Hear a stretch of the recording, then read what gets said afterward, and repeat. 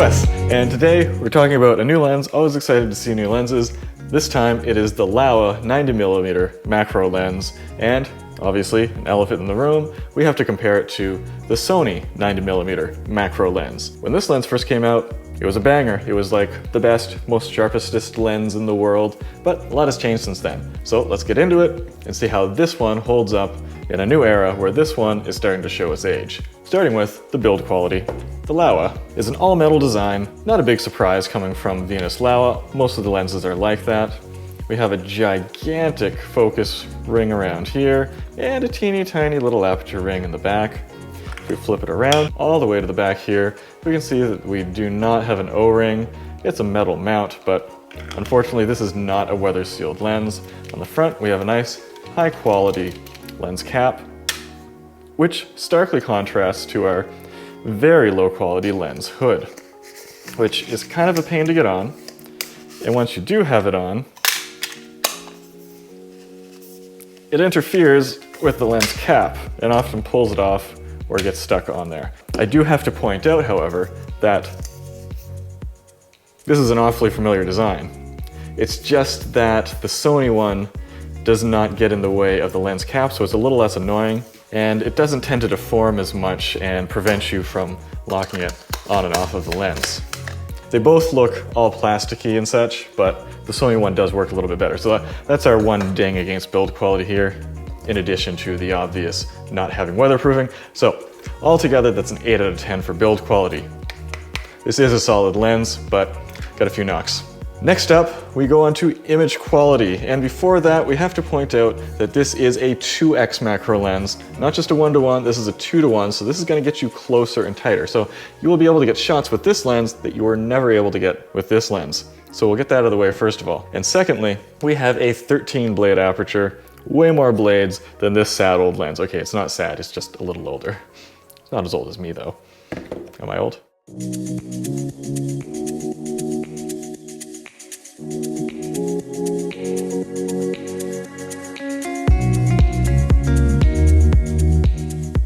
It was very difficult to determine which of these lenses wins for image quality.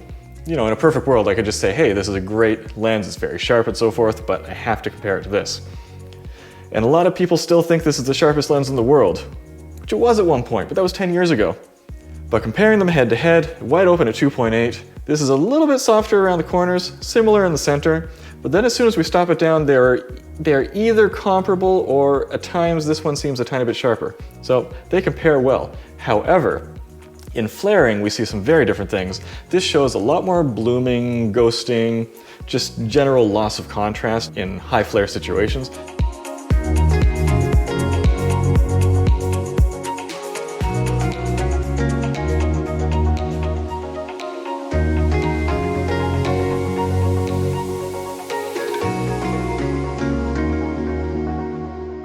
Whereas this one, you get a higher contrast, but you get more weird green flaring artifacts. So, depends on what you like. If you want to keep your contrast, this one does better, but if you don't want weird artifacts that you have to Photoshop out, then maybe this one does better.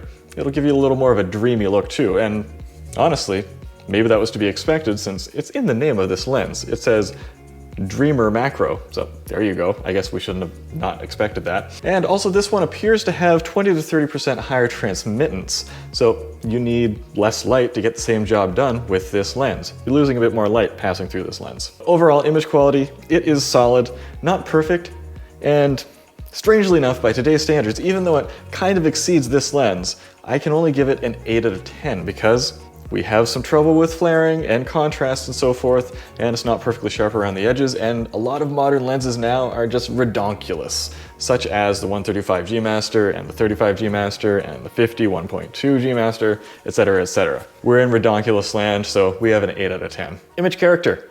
And this is honestly where this lens excels over top of the 90G.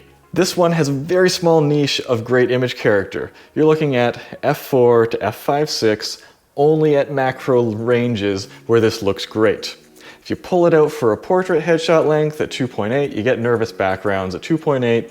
The aperture isn't very round, and so that causes some problems. You get some onion ringing in the bokeh. Used to be kind of the best that we could get. This one, much smoother. Wide open, it's smoother.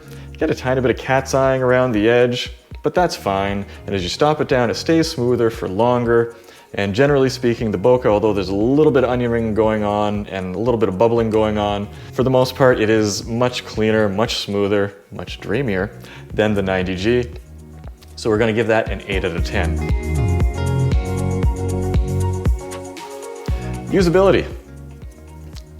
For a macro lens, honestly, being not autofocus for most people is a complete non-issue. A lot of people still use manual focus regardless of what they're doing, regardless of what lens they're using when they're doing macro photography. I have gotten used to using autofocus though. Ever since the A9 came out, I can use autofocus very fast, very effectively with this lens to get ring shots and stuff at weddings, speeds things up. I suggest you try it with today's modern autofocus systems. This one, however, just manual focus, but we have a massive focus throw on this. And a teeny tiny aperture throw. So I love it when the aperture ring is at the back, it's harder to bump, but they've been too generous with the focus ring on this. It occupies almost the entire lens, so when you're taking it on and off your camera, it is really hard to get a hold of the lens. I had trouble with this, my assistant had trouble with this, it's kind of a weird lens to use. When it comes to actually using the lens on the camera, that's great, but handling it back and forth, it can be a bit weird, it's slippery, and it's hard to get this thing on and off the camera. That might be a nitpick to some of you, so it's not a huge knock. So I'm going to give that, again, another 8 out of 10 for usability. We're seeing a bit of a pattern here. It's really, really good, but not perfect. Autofocus. A lot of people hate it when I do this, but it gets a 0 out of 10 for autofocus because it doesn't have autofocus. Now again, in explanation, a lot of people are going to be cross-shopping between these two lenses. So if you have to decide between a manual focus lens and an autofocus lens, it doesn't have it. Now, we'll talk about that more at the end with the final score as I've modified that. Value. You take autofocus out of your macro lens, you want to be spending less. And are you? Yes, yes you are. This lens comes in at $500, whereas our Sony G lens is $1,100. It is more than twice as much. And honestly, I am expecting a G Master version of this to be coming out soon, but I'm not expecting it to be $1,100. That's probably going to be $2,000 or more. But I don't know the future. We'll just have to wait and see. So what can we compare this to? Well, Mitakon has an 85 2.8 macro for $500, but it is super weird and doesn't really focus. You have to put it on rails. I don't even want to count that. Laowa has another lens of their own that is 85mm. Widest aperture is 5.6, which for a lot of people is fine for a macro lens, for $450, also a 2:1. But we can't compare that apples to apples because it's not a 2.8. Samyang has a 100 2.8. That is the same price, $500, but it's a 1:1, not a 2:1. And then Venus also has a 100 2.8, same company here. It's a 2:1, $500. It's technically the old version of this lens, so in theory, it is an inferior lens. And Tokina has a 100 2.8 for $600. A lot of people making manual focus macro lenses. However, everything else aside, $500 is the least that you're going to spend for a high quality macro lens at this focal length, at this aperture, so the value has to be a 10 out of 10 because you can't do any better. So what does that give us overall? We get a 43 out of 60. That's a pretty strong score. Let's see how it compares in the chart. That is an absolute percentage of 71.7%. just against the entire field, including autofocus lenses, and that's a relative percentage, just counting manual focus lenses, of 86%. And that sits at the top of the pack, just edging out the TT Artisan 50 1.2 lens. That's a crop sensor lens, not a macro lens, so not directly comparable, but that is a stellar lens. Watch my review on that. If you have any questions or comments, or if you think I got anything wrong on this, let me know down in the comments below. If you want to see any more image samples or pick up one of these lenses, we've got links down in the description below. I don't think I get a cut if anyone buys one of these, so it doesn't really matter to me if you do or not. But until next time, let's go take some teeny tiny photos.